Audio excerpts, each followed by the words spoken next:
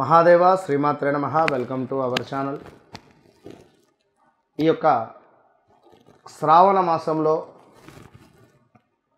August 15వ తారీఖు నుండి మనకు పక్షము అంటే ఈ 15వ తారీఖు నుండి 30వ తారీఖు వరకు ఏ విధమైనటువంటి గ్రహ సంచారము మరి యొక్క గ్రహాల మార్పు వల్ల ఏ రాశుల వారికి బాగుండబోతూ ఉన్నది, ఈ 15 రోజులలో ఏ విధమైనటువంటి అద్భుతమైనటువంటి మార్పులు ఉన్నవి అనేటువంటి విషయాన్ని మనం తెలుసుకునేటువంటి ప్రయత్నం చేద్దాం. అయితే ఒక మాట,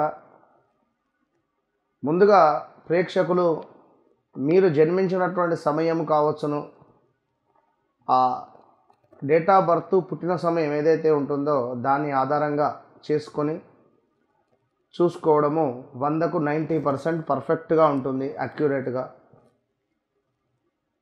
పేరు బలం పట్టి చూసుకోవడము అది కొంత అక్యురేట్గా ఉంటుంది. కనుక మరొకటి, జన్మనామం వేరు, మీ యొక్క వ్యవహారిక నామం వేరే ఉంటుంది, అట్లా కూడా ఇబ్బందులు ఎదురవుతుంది. కనుక మరి ఏ రకంగా చూసుకోవాలి, మరి మన లగ్నం ఏమిటి, మన నక్షత్రం ఏమిటి, మన లగ్నాధిపతి ఎక్కడున్నాడు, ద్వితీయాధిపతి ఎవరు, ఏ లగ్నం అయితే ఉంటుందో వారికి ద్వితీయాధిపతి ఎవరైతే ఉన్నారో దాన్ని యాక్టివేషన్ చేసుకోవాలి. దాన్ని యాక్టివేషన్ చేసుకుంటే ధనపరమైనటువంటి ఇబ్బందులు ఉండవు. మీరు దాన్ని యాక్టివేషన్ చేసుకోకుండా ఇబ్బంది పడితే ఎవరు ఏం చేయలేరు. కనుక సింహరాశి అనుకుందాం, ద్వితీయాతో కన్యను యాక్టివేషన్ చేయాలి. అంటే ఏమిటి, బుధునికి సంబంధించింది ఏం చేయాలి. అదేవిధంగా మకరం అనుకుందాం, అంటే కుంభము వీరికి ద్వితీయాతు. సో ఇట్లా ఏ రాశుల వారు లగ్నం ఏమిటి అనేది చూసుకొని మనం ముందుకు వెళ్ళడం వల్ల విశేషమైనటువంటి ఫలితాలు కనబడుతుంది. మరి ఈ 15 రోజులలో జరగబోయే మంచి చెడు మార్పుల గురించి తెలుసుకుందాం. 2025 ఆగస్టు నెల 15వ తారీఖు నుంచి 31వ తారీఖు లోపు పక్షఫలాలలో ఉన్నాము. ఇందులో భాగంగా ధనస్సు రాశి. మరి ధనస్సు రాశి వారికి అనగానే మనకు మూలా నక్షత్రం, పూర్వాషాఢ నక్షత్రము, ఉత్తరాషాఢ 1వ పాదంగా చెప్పబడేటువంటి ఈ యొక్క ధనస్సు రాశి వారు. మరి ధనస్సు రాశి వారికి సంబంధించినటువంటి గ్రహాల సంచారం మీ జీవితంలో వివిధ అంశాలపై ఈ 15-20 రోజులు వృత్తి కావచ్చును, వ్యాపార, ఆర్థిక, ఆరోగ్య, విద్య మరియు కుటుంబంపై ఏ విధమైనటువంటి పరిణామం చూపెట్టబోతోంది అనేటువంటి విషయాన్ని మనం తెలుసుకునేటువంటి ప్రయత్నం చేద్దాం. సూర్యుడు, బుధుడు, శుక్రుడు, కుజుడు ఈ గ్రహాల యొక్క మార్పు మరి మీకు ఎలాంటి ఫలితాలను తెచ్చిపెడుతుంది అనేటువంటి విషయాన్ని చూసుకుందాం. మరి ఎందుకంటే కొంతమేర ధనస్సు రాశి వారికి అర్ధాష్టమ శని ప్రభావం మరియు ఈ నెల మొదటి భాగంలో గ్రహాల ప్రతికూల సంచారం కొంత ఒత్తిడిని సూచించేటువంటి పరిస్థితి ఉంది.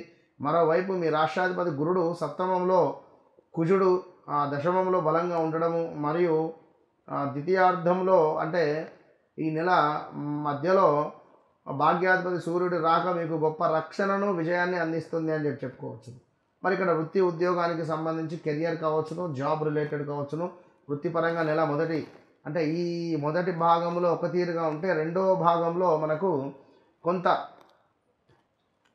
ఒక సవాలుగానే ఉంటుంది. అసలు ఈ ఆగస్టు నెల మొదటి 15 రోజులు ఒక సవాలుగా ఉంటే 15వ తారీఖు తర్వాత ఎప్పుడైతే సూర్యభగవానుడు మారుతున్నాడో చాలా బాగుంటుంది. ఇది గమనించుకోండి. మరి దశమాధిపతి 8 ఉండడం వల్ల పనిలో కూడా కొన్ని అడ్డంకులు వచ్చేటువంటి పరిస్థితి ఉంది. అధికారులతో విభేదాలు ఉంటాయి. అయితే 10వ ఇంట్లో కుజుడు దిగ్బలం ఉండడం వల్ల మీరు ఎవరైతే ఉన్నారో అపారమైనటువంటి శక్తితో, పట్టుదలతో పనిచేసి సవాళ్ళను అధిగమిస్తారు అని చెప్పుకోవచ్చును. అదేవిధంగా ఇంకను చూసుకున్నట్టయితే మనము సూర్యుడు బలపడడంతో ఏది మనకు ఆగస్టు 15వ తారీఖు నుండి 17వ తారీఖు తర్వాత భాగ్యాధిపతి సూర్యుడు బలపడడంతో మీ అదృష్టం రెట్టింపు అయ్యేటువంటి పరిస్థితి ఉంటుంది. అపారమైనటువంటి శక్తి, వృత్తిలో గౌరవం, ప్రశంసలు, అనుకూలమైనటువంటి మార్పులు కూడా మనకు ఉండబోతున్నాయి. ఇక ఆర్థిక పరిస్థితి, ఆర్థికంగా ఇది చాలా జాగ్రత్తగా ఉండాల్సినటువంటి సమయం. మరి ఎందుకంటే అర్ధాష్టమ శని, ఇల్లు వాహనాలపై ఊహించని ఖర్చులు ఉంటాయి. ఇల్లు అమ్మడం కానీ వాహనం కొనుగోలు చేయడం కానీ, వాహన ప్రమాదాలు కానీ, మామూలుగా ఉండేటువంటి వారు మీరు అయినప్పటికీ కూడా బండి మీద నుంచి అడ్డం పడి ఏదో రకంగా దెబ్బలు తాకడం. ఇక ఈ నెల 21 తర్వాత లాభాధిపతి శుక్రుడు 8వ ఇంట్లోకి వెళ్ళడం వల్ల ఆకస్మిక నష్టాలు లేదా ఖర్చులు కూడా పెరగవచ్చును. జాగ్రత్త. ఇన్వెస్ట్మెంట్స్ ఏమైనా ఉంటే పెట్టుబడుల విషయంలో తొందరపాటు తగదు అని చెప్పడం జరుగుతున్నది. మీ రాష్ట్రాధిపతి గురుడు దృష్టి లాభస్థానంపై ఉండడం వల్ల ఆదాయానికి పూర్తిగా లోటు అనేటువంటిది ఉండదు అనే విషయాన్ని గమనించుకోండి. కానీ ఖర్చుల నియంత్రణ చాలా అవసరము. కొంచెం టెంప్ట్ అయ్యి తొందరపడి డబ్బులు మాత్రము ఖర్చు పెట్టకండి. ఇక లైఫ్, ఫ్యామిలీ లైఫ్, కుటుంబ జీవితం అనుకూలంగా ఉంటుంది. రాష్ట్రాధిపతి గురుడు 7వ ఇంట్లో ఉండడం వల్ల జీవిత భాగస్వామి నుండి పూర్తి మద్దతు, చక్కటి సలహాలు లభిస్తాయి. ఇది మీ ఒత్తిడిని తగ్గిస్తుంది. అర్ధాష్టమ శని ప్రభావం వల్ల తల్లిగారి ఆరోగ్యంపై శ్రద్ధ అనేటువంటిది అవసరము. మీ భార్య మూలకంగా కూడా కొన్ని ఇబ్బందులు ఎదుర్కోవచ్చును. భార్యాభర్తలలో కూడా అన్యోన్యత లోపించవచ్చును. ఇంత గురుబలం కాస్త పోతే 2026లో మాత్రము రాసి పెట్టుకోండి. తీవ్రమైనటువంటి ఇబ్బందులు మీకే. ఇక ధనస్సు రాశి వారికి 27 నెలలో 2027లో. సో ఇంకను చూసుకున్నట్టయితే మనకు మన 9వ ఇంట్లో కేతువు, సూర్యుడి సంచారం వల్ల 9వ ఇంట్లో ఉండేటువంటి కేతువు సూర్యుడి సంచారం వల్ల తండ్రి ఆరోగ్యంపై కూడా దృష్టి పెట్టాలి. మరియు మీలో ఆధ్యాత్మిక చింతన కూడా పెరిగేటువంటి పరిస్థితి కనిపిస్తూ ఉంది ఈ యొక్క ధనస్సు రాశి వారికి. ఇక అదేవిధంగా ఆరోగ్యం సాధారణంగానే ఉంటుంది. మరి ఎందుకంటే రాష్ట్రాధిపతి గురుడు బలంగా ఉండడం వల్ల మిమ్మల్ని అనేక సమస్యల నుండి కాపాడుతుంది.